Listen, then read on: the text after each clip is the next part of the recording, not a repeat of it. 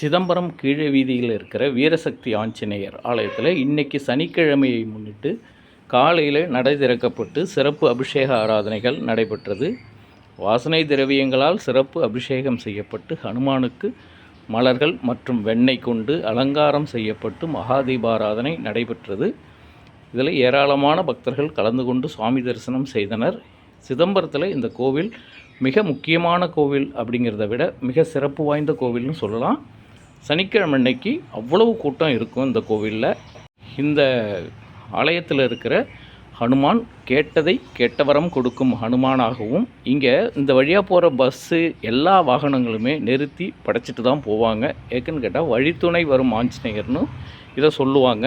இப்படிப்பட்ட சிறப்புமிக்க இந்த ஆலயத்துக்கு நீங்கள் இன்னும் போகலைன்னா ஒரு முறையாவது கண்டிப்பாக போய்ட்டு இந்த ஹனுமானை வணங்குங்கள். சிதம்பரத்துக்கு தில்லை நடராஜர் புகழ் என்றால் அடுத்தது பார்த்திங்கன்னா நம்ம ஆஞ்சநேயர் தான் இங்கே ஆட்சி புரிகிறார். நம்ம சிதம்பரம் மக்களோட மனசில் இந்த ஆஞ்சநேயர் மிகப்பெரிய இடத்த பிடிச்சு வச்சுருக்கார் அப்படின்னு சொன்னால் அது மிக இல்லை. அவசியம் ஒரு முறை ஆஞ்சநேயர் கோயிலுக்கு போயிட்டு சுவாமி தரிசனம் பண்ணுங்கள்.